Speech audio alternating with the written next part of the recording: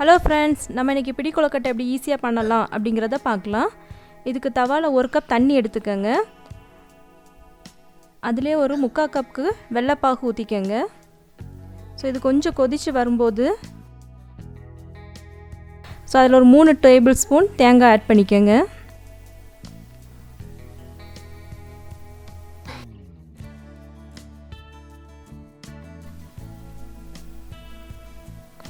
So இது கூடவே கொஞ்சமாக ஏலக்காய் பொடி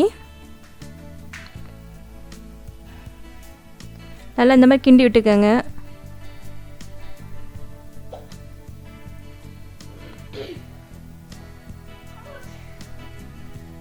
ஒரு கொதி வந்ததும் நம்ம எடுத்து வச்சுருக்க அரிசி மாவு 1 கப்பு இதை இது கூட போட்டு நல்லா இந்த மாதிரி கிண்டிக்கோங்க.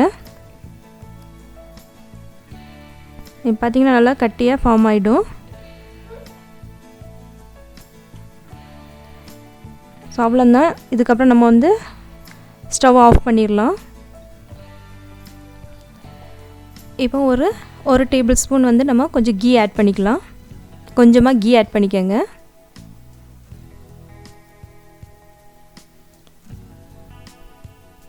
ஸோ இது லைட்டாக கிண்டி விட்டுட்டு நல்லா மூடி வச்சுருங்க.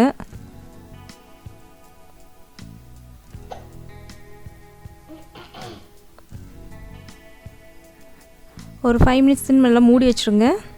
இது ஆறுனதுக்கப்புறம் தான் நம்ம கொழுக்கட்டை பிடிக்கணும். ஸோ சூடாக பிடிச்சோம்னா நமக்கு ஒட்டும். ஸோ கொஞ்சம் ஆறுனதுக்கப்புறம் தான் நல்லா கரெக்டாக இருக்கும் உங்களுக்கு கொழுக்கட்டை பிடிக்கும்போது.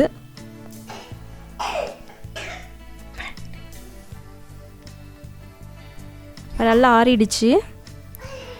கையில் கொஞ்சம் கீ இல்லைன்னா ஆயில் ஏதாச்சும் அப்ளை பண்ணிக்கோங்க ஒட்டுறதா இருந்தால். இப்போ நம்ம பிடி கொழுக்கட்டை பிடிச்சிடலாம். ஸோ நல்லா மாவை கையில் வச்சு உருட்டி நம்ம கை விரல் பதிகிற அளவுக்கு ப்ரெஸ் பண்ணிட்டீங்கன்னா உங்களுக்கு கொழுக்கட்டை ரெடி ஆகிடும்.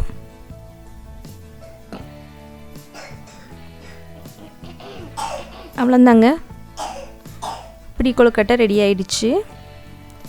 ஸோ இதே போல் இருக்கிற மாவு எல்லாமே நம்ம இந்த மாதிரி பிடிச்சிக்கலாம். இதில் உங்களுக்கு என்ன ஷேப் வேணுமோ அந்த ஷேப்பில் நீங்கள் பிடிச்சிக்கலாம். நான் இந்த மாதிரி பிடி கொழுக்கட்டை ப்ளஸ் பால் ஷேப்பில் பிடிச்சிருக்கேன்.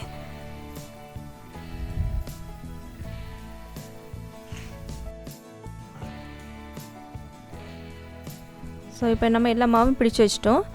இதுக்கப்புறம் நம்ம என்னென்னா இட்லி ட்ரேயில் கொஞ்சமாக எண்ணெய் தேய்ச்சி இட்லி ட்ரேயில் கொஞ்சமாக எண்ணெய் தடவிட்டு நம்ம பிடிச்சி வச்சுருக்க கொழுக்கட்டை எல்லாமே இட்லி ட்ரேயில் வச்சு பாயில் பண்ணி எடுத்துடலாம்.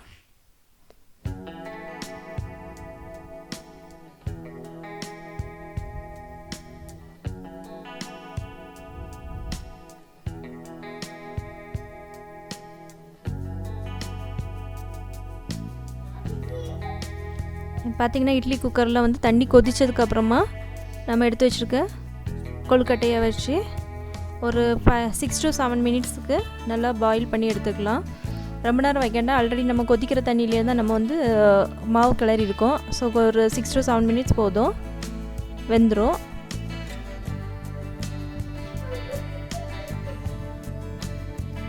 பார்த்திங்கன்னா நல்லா கொழுக்கட்டை சூப்பராக ரெடி ஆகிடுச்சு.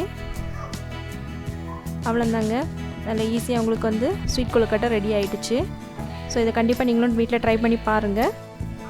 ரொம்ப ஈஸியாக சிம்பிளான ரெசிபி தான். கண்டிப்பாக ட்ரை பண்ணி பாருங்கள். தேங்க்யூ.